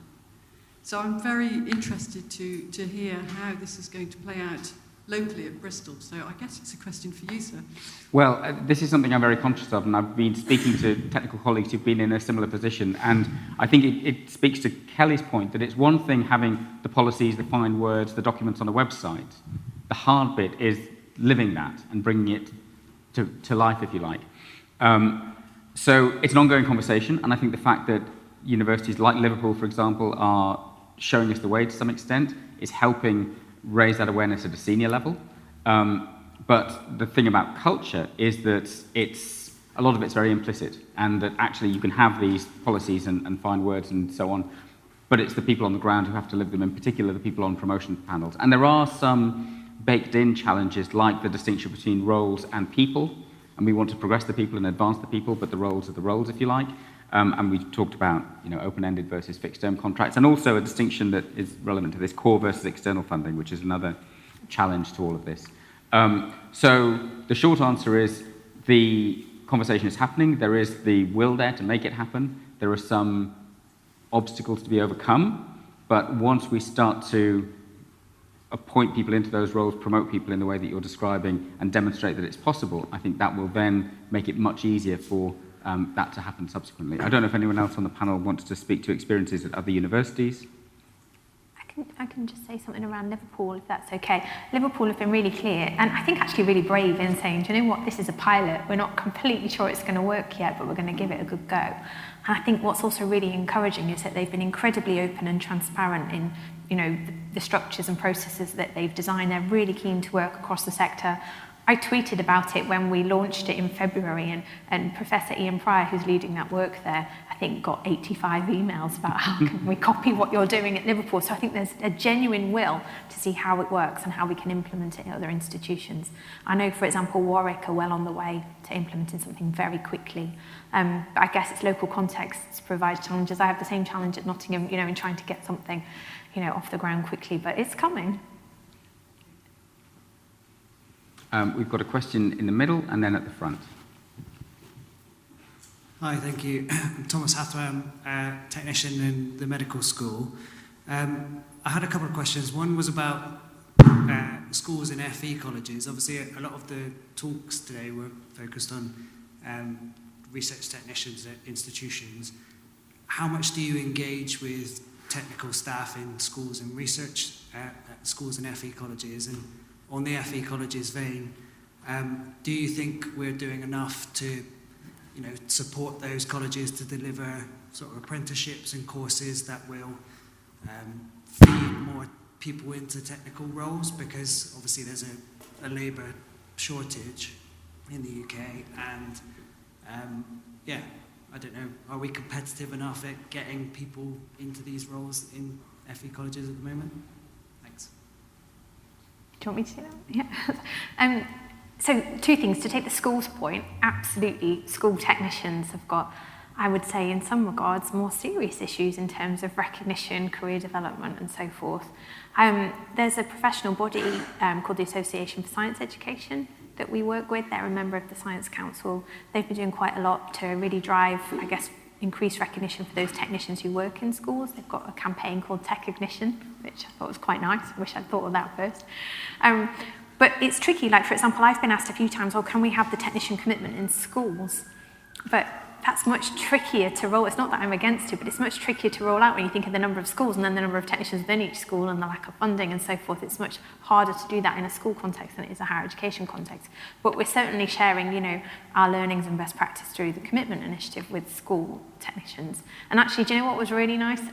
My son, although he shouldn't have had his phone in school, he sent me a photograph a few weeks ago, and it was the school technician's office, and on the window it had a technician commitment sticker, that was completely separate. So he was like, look, the technician commitment's getting to my school. So things are coming, and I think it's really exciting that, they're certainly getting a much more attention through some of the work as well that Sir John Holman's driven with Gatsby Foundation. In terms of FE, I think there's a massive opportunity for us to do more.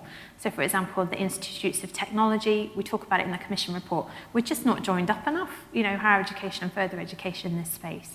There's huge opportunities, particularly around T-levels as well. And I didn't know if, Jit, you wanted to say something about the T-levels. Sorry to put you on the spot, but I know that you've been exploring that with local FE colleges, haven't you? We have. I mean, it's quite interesting. So far we've had 3 to 4 colleges come forward to us and talk to us about T-level placements, which is quite exciting. We've been actually engaging with our own.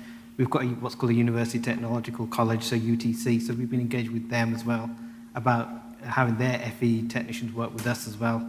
So, in terms of this, in engagement with these guys, we're getting more traction out of this, but especially with the T-levels, I was surprised to see more and more colleges come to me and say, look, we want to host T-levels at your institution, which I think is fantastic to see, to be honest with you, and gives us the ability to have that starting pipeline, the apprentices in the sense, giving the T-levels an insight into the world of being a technician, then to obviously see what it's like to do an apprenticeship, and then start to build their way up to becoming a technician in that sense.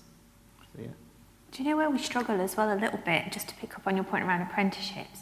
So we've been trying to encourage universities to develop trainee technician programs and apprenticeship programs for technicians. And often we can get the sort of drive there, but they really struggle to find the FE provider for that apprenticeship. I don't know if there's lots of nods.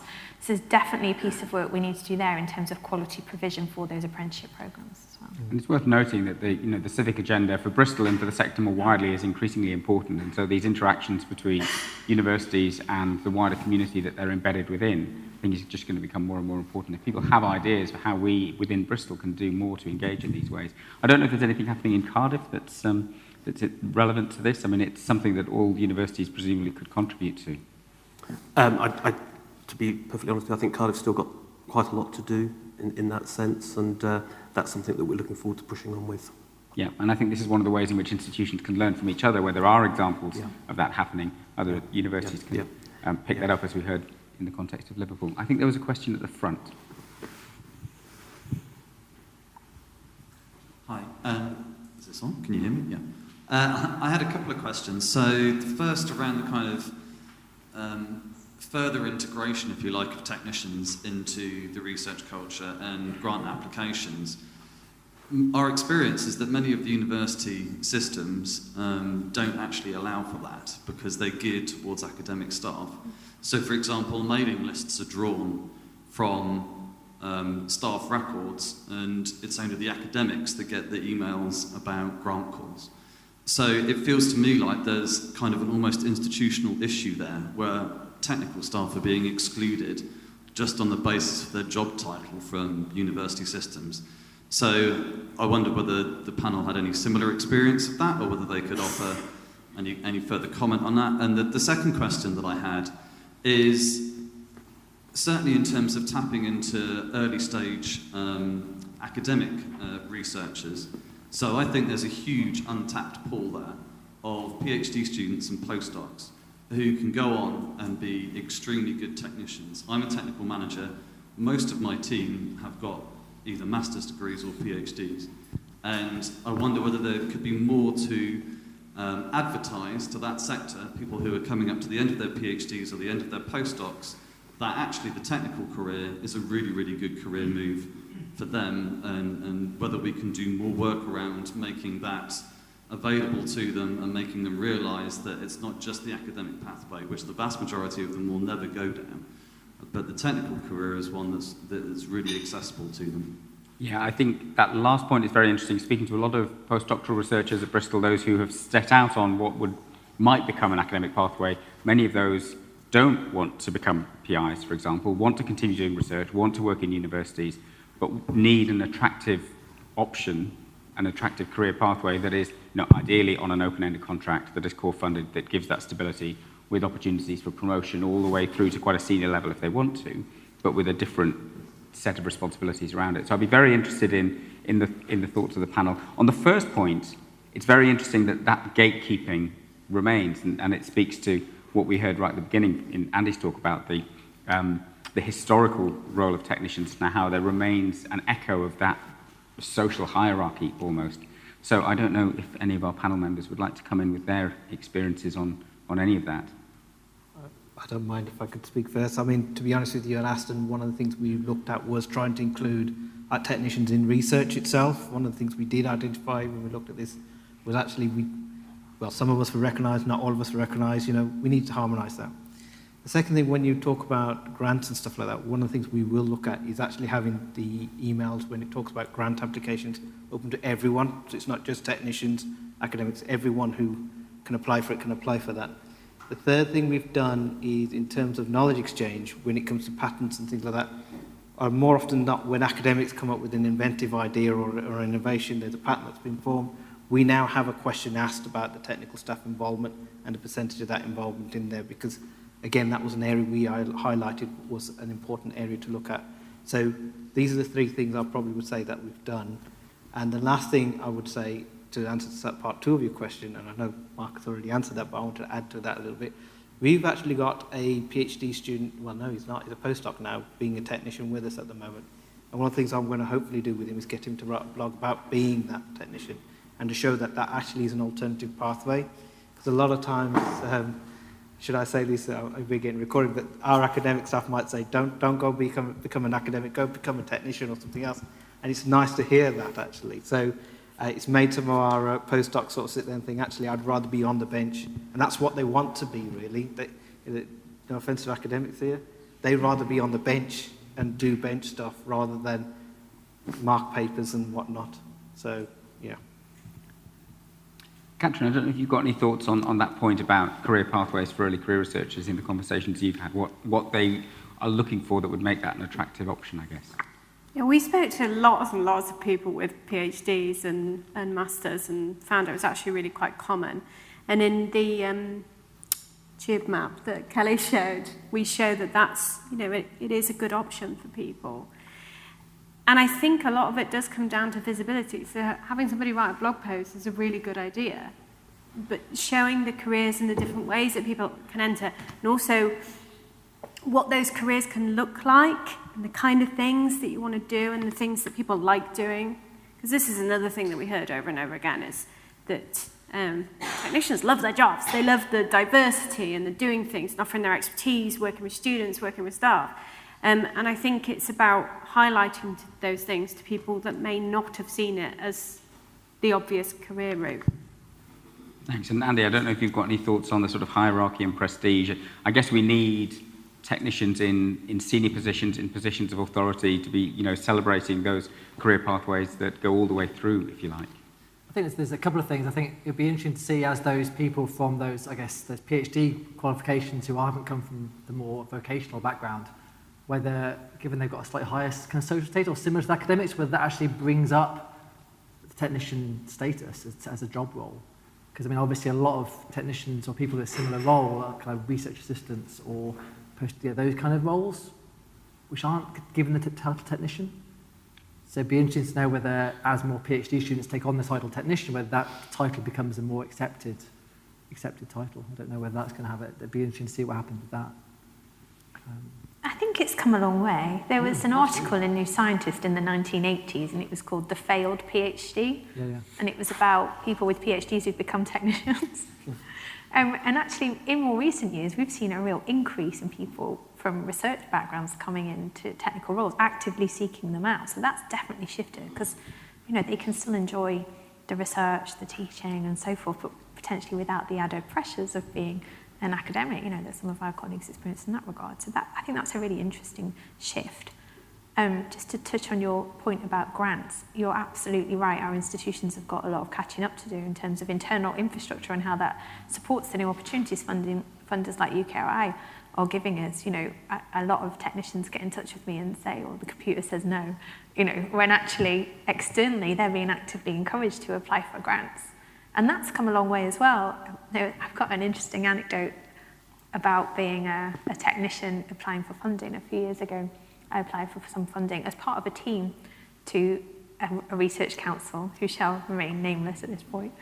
And, I wrote a significant part of the bid with my academic colleagues. I went to Swindon and I did the interview, which many of you will be familiar with, and we got the funding, which was brilliant. But when we got back to the institution, it was all being sorted. The research council got in touch with my university and said, oh, Kelly can't be a co-investigator because she's a technician and not an academic. The irony was their call was called Inclusion Matters, which still makes me smile.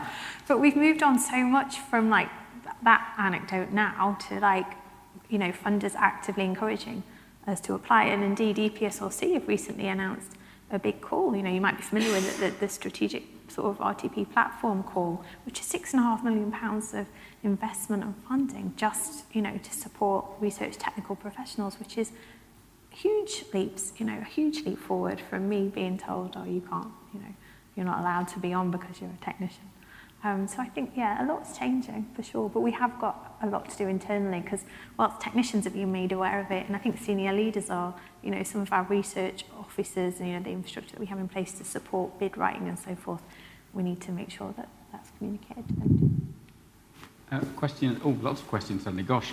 Oh, sorry, have I said something great? Work my way through to the back. I'm Mary Miller, the Executive Director of Faculty Operations.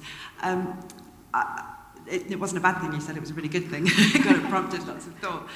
That recent call caused lots of conversations locally about whether we actually even have people with the skills to be able to apply, not the skills to deliver the grants, but there's a lot of training goes into academic colleagues in preparing bids, cases, etc., that we just don't necessarily embed in the support we give to technical managers and staff. So is there a discussion going on around making sure that that's something we provide in what we do for our technical staff as well, to give them access to these opportunities?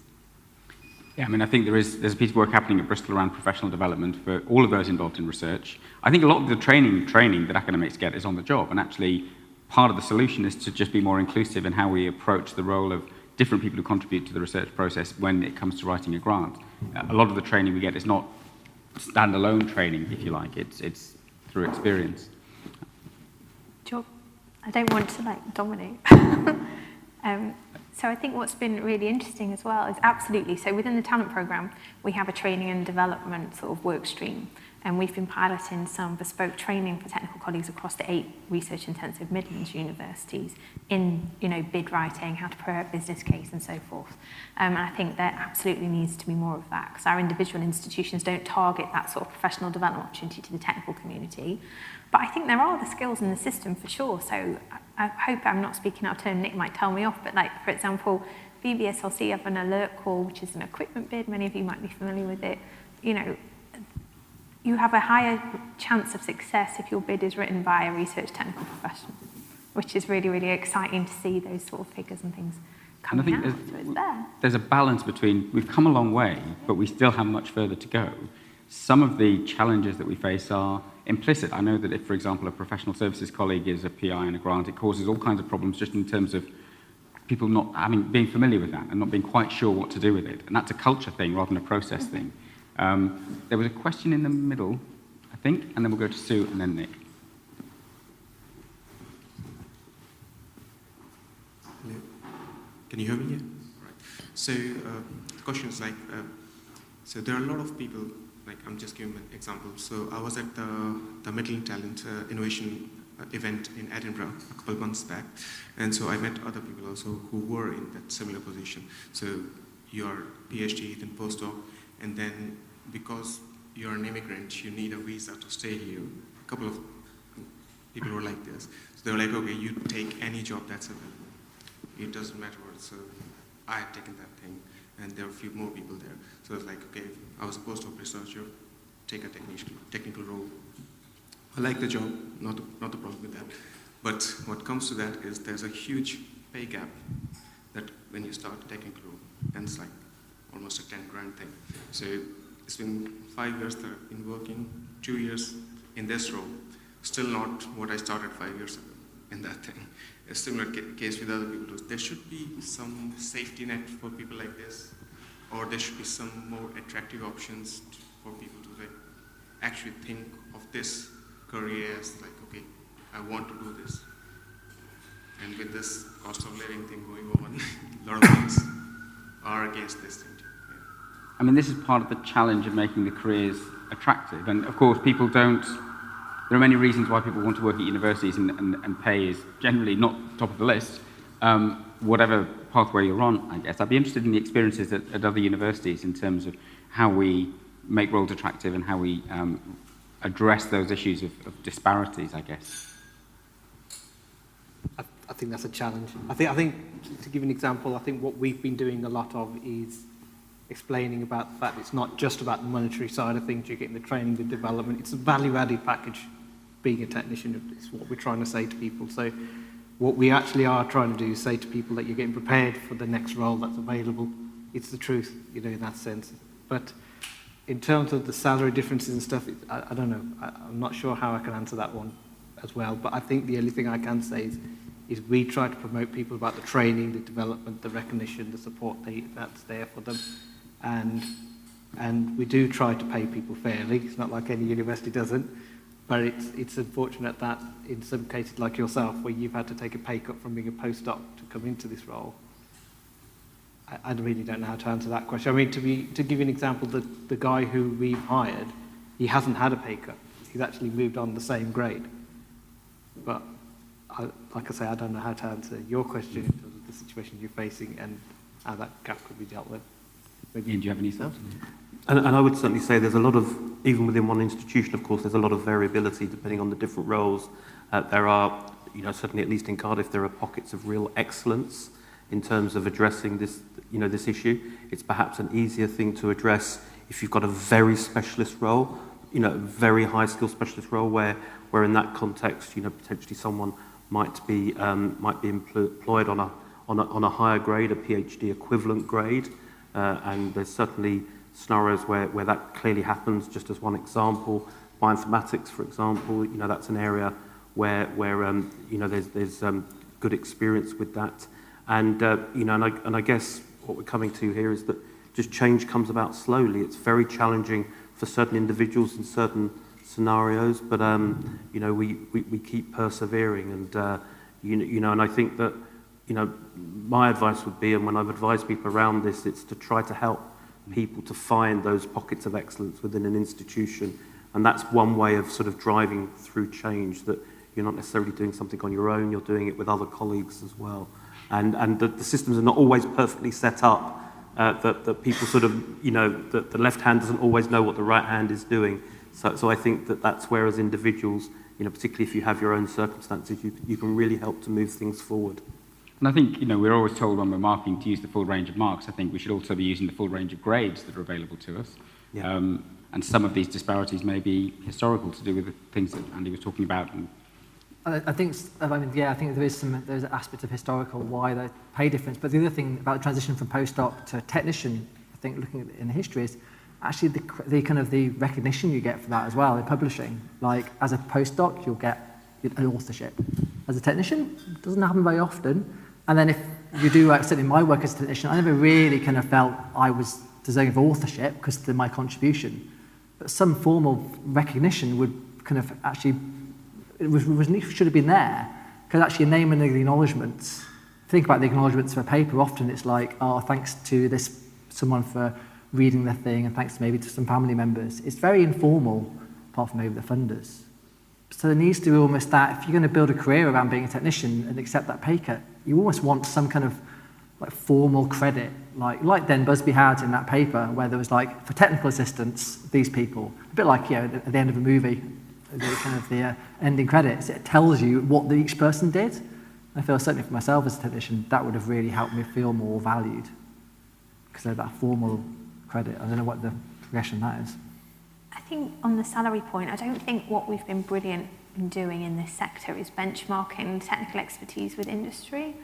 So what we often see across the sector is, niche technical experts lured to industry because they can pay a higher salary, but also absolutely taking Marcus's point that salary isn't the only driver for people to work in this sector. I don't think any of us would be here, would we, if it was all about the money.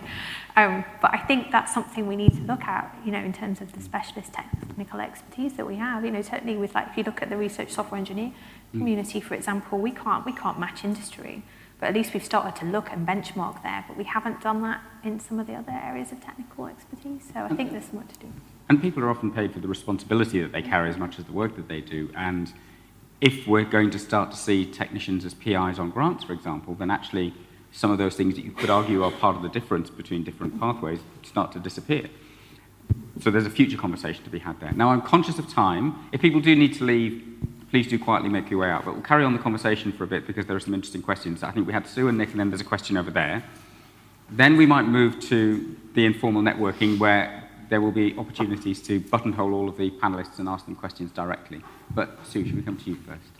So I just wanted to ask a question about full economic costing, because at the moment, if you include a technician on the grant, they don't generate the DA costs and the estates costs in the same way as a researcher does.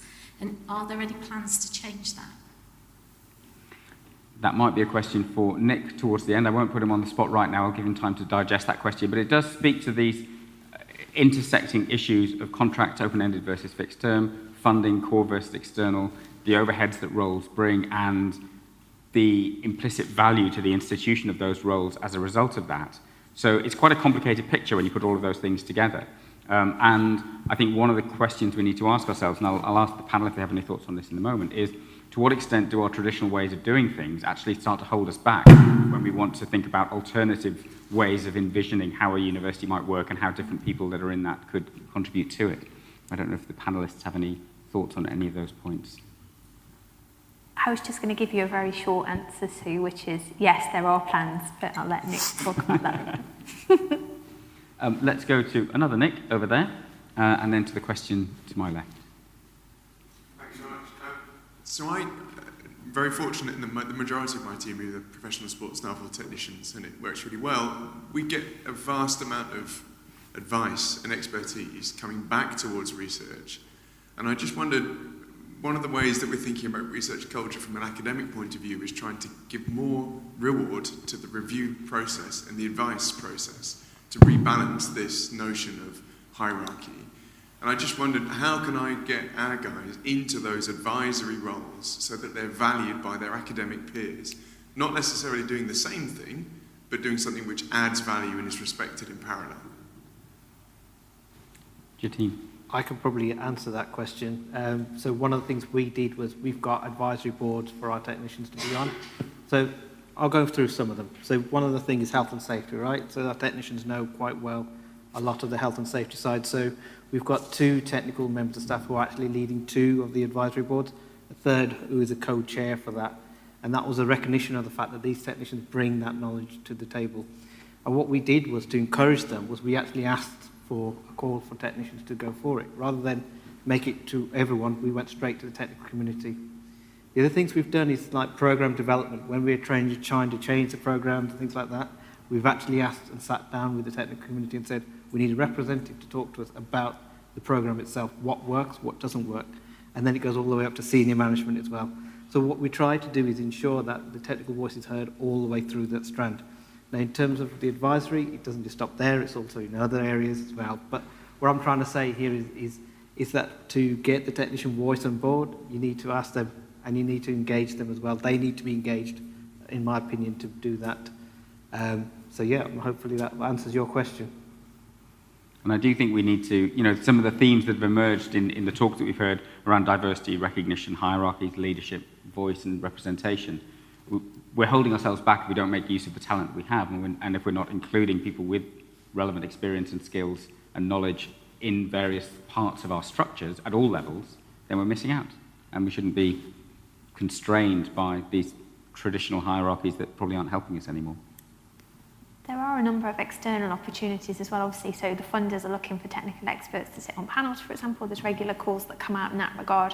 We channel that through our technician commitment channels. So that will come to Fred, for example, here at Bristol, but it goes out through our social channels and so forth, things like that. For example, when the government have wanted to do some consultations and they've wanted representatives, we've pushed those opportunities out through that as well. We've just formed a technical council for the new UK Institute of Technical Skills and Strategy, because feel very strongly that it needs to have an authentic, technical voice and leadership for that entity. So there's a number of opportunities coming all the time. So I guess keep your eyes peeled, but there's definitely things there. So we'll have the question over here as our last question, and then I've got a question for our panel, and I'll ask everyone to give us their thoughts. But first, the question here. Sorry, can you hear me okay? So I guess it's a bit of a question of kind of an observation, really, when we're talking about the 2 sort of divergent kind of career paths in technical careers. I think there's a bit of a risk that we start to undervalue the technical manager role and the specialism. I hear it both from colleagues on the academic side, who quite often like to tell me how I might do my job, but also how colleagues say, well, I am becoming less of a specialist if I move in this route. And I think it's really important that we demonstrate that the depth in some areas might change, but the breadth is quite enormous. So I think just in terms of how we're developing our culture is just making sure that the specialisms within that role are recognised and rewarded. I have a number of members in my team who are on the specialist side, and that is very challenging, and I totally understand the limitations there, but I guess I just wanted to kind of make sure, as a career technician myself, someone who chose to be a technician after their PhD, I think it's really important that we don't undervalue or devalue, in some sense, the idea of becoming a manager, because it's so much broader than that. And I guess my question is how do we help colleagues, and particularly senior leaders? I think very much the individuals I work with in our faculty, you know, they understand what I do as a faculty technical manager, but sometimes I think we're a little bit invisible ourselves, so I'd be interested in how we can really help people to see that and what we do, truly. I think that point about visibility is very interesting. So would anyone like to come in on how we raise the visibility of these roles and demonstrate their value? I guess that's the question. Well, I'm a manager. I'm a technical manager myself, so I suppose I should answer this one. For me, I agree, you don't want to undervalue those roles. I don't actually see them being undervalued in a way, because I think, I mean, I'm speaking from my point of view, my perspective at Aston. It's not been such an undervalued role. It's been something that's been recognised. In fact, they involve me in every damn thing that happens in the university as well, which is quite nice. I shouldn't say damn, by the way, sorry about that. But it is happening. You know, we get involved in things. I think the thing I would say as a manager, what I really love is the fact that I'm enabling change. And that's where I think, as a manager, you should see yourself as somebody who's enabling that change, somebody who's putting that strategy forward. You are going to be the strategic insight of trying to deliver what's been said today. And I think, hopefully, it will give some, perhaps we can talk later on, but hopefully it will give you an idea that the technical manager role shouldn't be seen as undervalued. It will be seen as something just as important as a technical specialist. Technical specialist, you're going to be doing the stuff in the labs, right? You're going to be doing stuff in the engineering workshops, IT, whatever it is. But also, you're going to be delivering all the key stuff that needs to happen. But the strategist is the manager. That's where I see is the importance. So you two will have, those two roles will be quite equal in my opinion. And that links nicely to my closing question, which I'll come to in a moment. I'm going to ask our panel members from the end this way to give their thoughts on that final question, and then I'll hand over to Nick for some closing remarks. But recognition has been a key theme here, I think, both in terms of recognition as an end in itself. We should be recognising all of these diverse contributions to research and extending that principle beyond the technician community to all of those who support our research activity, but also as a way of raising visibility, challenging hierarchies, ensuring that these people's contributions are recognised in different parts of university structures and so on. Fred has produced a document on recognising technician contributions that has been approved by our University Research Committee and is being pushed out, that is part of what we're trying to do to drive that. There are activities like the Hidden Ref, which people may be familiar with, which is happening in Bristol in September of this year, if people are interested, that again recognises diverse contributions to research activity. So what can we be doing, or what are we doing, to raise that recognition, drive that recognition agenda, if you like? I think I'm going to emphasise the point of just working really hard to develop networks. I was desperate to say that when you were talking about visibility, it's so important to have role models, and actually those role models might not be in your own institution. So I think that if you're feeling sort of isolated and you can't identify someone that might be a role model or a mentor within your own institution, really sort of look to sort of spread sort of to other institutions as well. And so I would really sort of advocate developing networks within your institution, but absolutely, particularly if you've got the word manager in your title, but just anyway, beyond your own institution. That can be quite challenging at times, but I would certainly encourage people to do that. Well, I second that as well. I mean, the power of collaboration is amazing, to be honest with you. I was talking to Ian earlier on how Aston being part of the MI, we've really accelerated a lot with regards to technical commitment in terms of the work we're doing with talent. I think not only that, I just sort of plug out Text Connect as well. This is this network that's been created that's helped us as well. So there's so many different types of networks. There's so many different ways of collaborating, whether it's informal, whether it's formal, whether it's your own specialist networks and things like that. I second that, to be honest with you. I think that's one way of driving change. I think the other thing is, of course, engagement is really important. It's key. You guys are the guys who want to deliver, then you guys are going to also have to need to put the foot in and play with the role as well, in my opinion. And I say this myself, I'm saying this to myself as well, that, if I want to drive change, I've got to speak up and say something as well. And of course, chat with people and your academic colleagues and things like that, and try and engage them in the process as well. So it has to work on every different type of level itself, not just collaborative amongst technical communities. Of course, that's important, but change has to happen every level, every type of the way, with your apprentices all the way to the experienced technicians, involving academic communities in all sorts of ways. So that's my thoughts.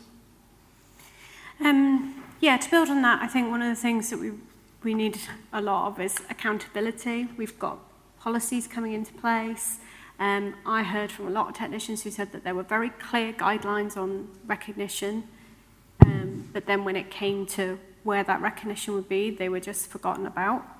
And I had one focus group participant who told me that she came up to the committee with a list of all the involvement of the technicians where they hadn't been recognised, and that kind of accountability really shocked people. So I'm not saying everybody needs to do that, because I think it was an awful lot of work, but I think that we need to make sure that these are not just policies, that they are things that are in practice every single day. I think for me, looking kind of what's happened previously, and the currency of academia is often academic publishing. I think there needs to be a bit of openness and more clarity in people's contributions to that, because then that way you can get visibility for technician work, because it's there, it's in paper, it's been published, and it shows exactly what that contribution was. And in that way you can use, as a technician, potentially there's a way of using that to help with that career path of a specialist, because you've got that it's not necessarily authorial publications, but you have that proof of contribution to research, which you can then go to. Because at the moment, you try and find out, oh, I mentioned an acknowledgement in that paper 5 years ago. Try and find that, do a search on Google Scholar for your name, it doesn't come up. So it's that really much more formal way of doing academic publishing where you can see those contributions and they're listed in some way. I think that would be a big change.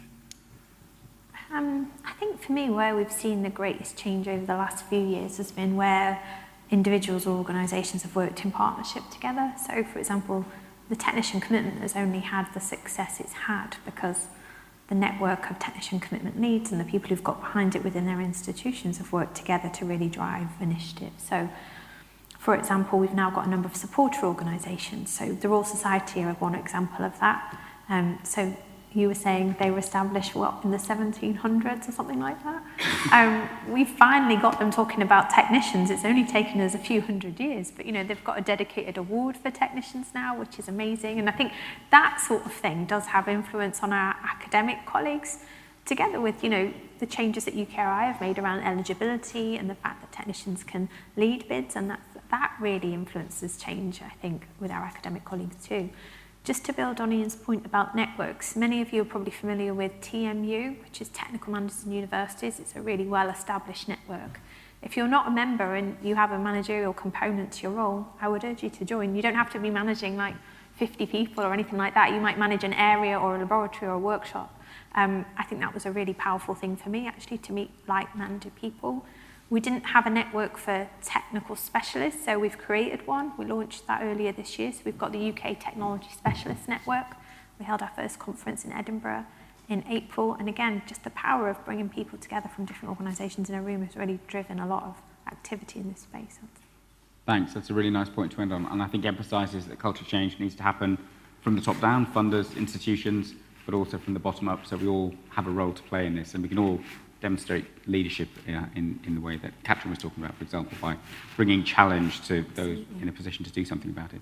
So I'm going to ask Nick to give us some concluding remarks, and then we can move to networking. So I think that was a really, really interesting set of talks and really interesting discussion.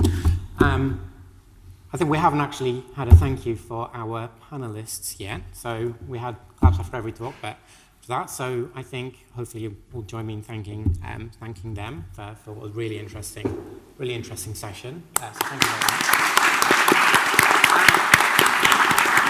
I think what was really interesting in that, and what really stuck out from our visits from the ghosts of past, present, and technician future.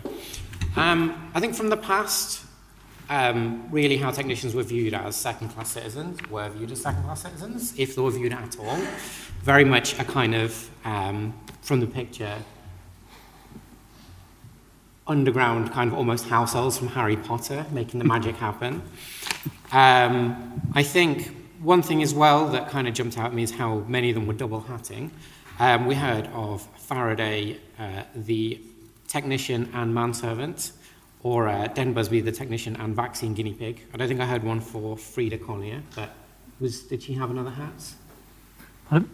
Frida Collier, did she have two hats? She was a photographer, yeah, she took a lot of photos for the, But also the philosopher scientists That was really interesting. Who were trying to emulate the kind of gentleman philosophers of the past. I've underlined gentlemen here because I think all three talks mentioned the gender kind of disparity and the gender issues that we kind of still have, I guess, in this culture. Totally unlike today's academics, of course, the philosopher kings.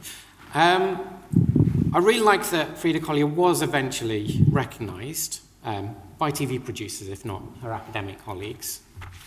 And the first job grading manual from 1972, which I'm guessing ended somewhere before lecturer.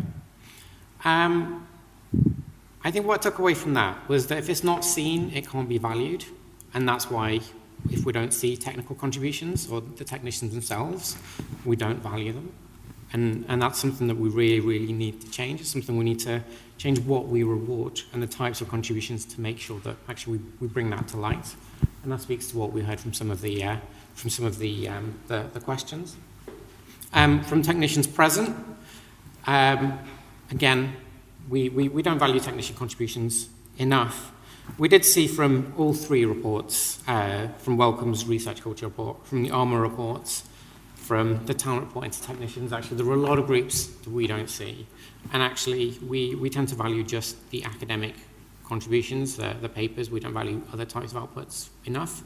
That feeds into all sorts of issues. It doesn't value the real impact that we can make with research, that we're here to try to change people's lives for the better. We're here to try to get societal benefits, not to publish papers.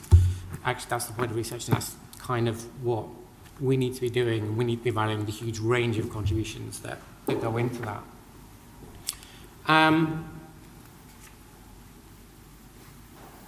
Definitely heard the academic staff are untouchable because of their success in getting grants, which hints at a possible solution from our side. We know that the exclusion from planning phase for technicians leads to technicians being under-resourced. It leads to projects being less likely to be successful. From our point of view, that's a big danger because we are putting money into this, and actually it's a bit of a risk that project doesn't get delivered, and we'd rather pay that a little bit extra in the first place to make sure it does. And that's something that we're really doing a lot of thinking about as a funder to take forward. I was pleasantly surprised to see 60% of academics thought technicians should be eligible to apply for grants. So that was really good.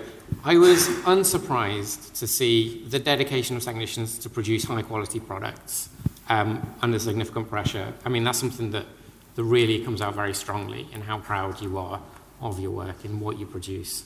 And actually reminds me of some of the work we've done at one of our sites, MRT Harwell, which is moving towards providing kind of world-leading technical service and technical expertise for mouse genetics. And actually it's their pride in their delivery of that service and being world-leading in that, which really comes across when you talk to their technical community.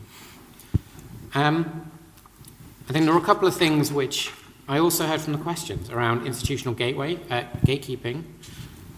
This possibly being both a systems issue and a culture issue. So who even gets to make an application in the first place, how they're supported to apply. And it's not just enough for us as a funder to make those changes, to make you eligible for grants. We also need to support the community to understand actually what we're trying to achieve, support them to understand, get to those research officers and make sure everyone's clear that this is a policy change, and to try to bring things up. The technician, the PhD and postdoc into a technical career, I think this actually mirrors my own experience.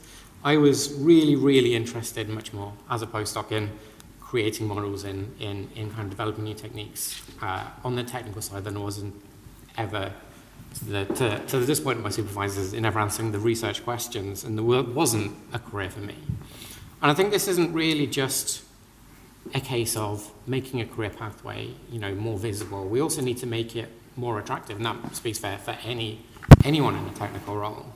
But what I'd say is we also can't forget about anyone. We can't just replicate an academic career pathway with technician in front of it. We need to make sure that it doesn't exclude anyone already there, and we don't just end up making another career pathway for PhDs, and we make this truly an inclusive technical career.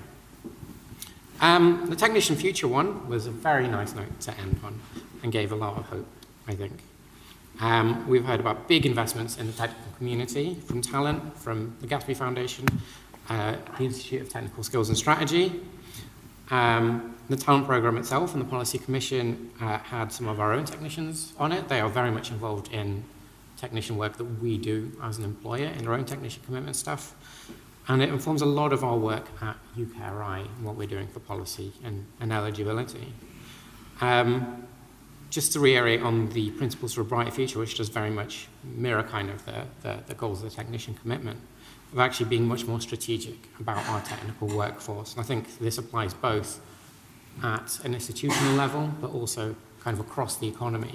And that's kind of a role for us to be thinking much more about where we want to be in future. Recognising the diversity of technical roles and contributions, and building a diverse and inclusive technical community to make sure that we have visible career paths for technicians. I like Kelly's reference of us walking the walk, but that's definitely slower than I'd like for UKRI. And actually, I'm one of the people that emailed Ian about Liverpool's RTP pathway, which we're going to shamelessly try to rip off for our own staff. And I think I really liked the point about making sure that you're included in, I guess, both institutional, but also much broader strategy and policy making. And we're always very happy to work with the Institute of Technical Skills and Strategy going forward to make sure that technician voice is really fed into what we're doing as the state funder. So I think this is a journey. I think this does end on a hopeful note. I think the future is quite bright for the technical community. Culture change does take time. It is a bit like turning a tanker, but I'm hoping that you will come on the journey with us. So thank you very much.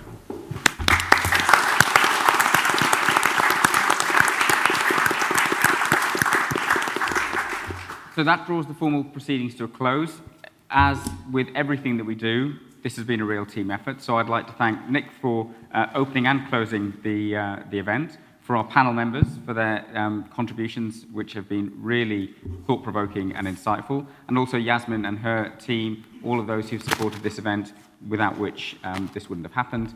Thank you all for coming, and now we can move to refreshments and networking. Obviously, if you need to go, you can go, but equally, if you want to buttonhole any of the panelists, then you have time to do that. Thank you again.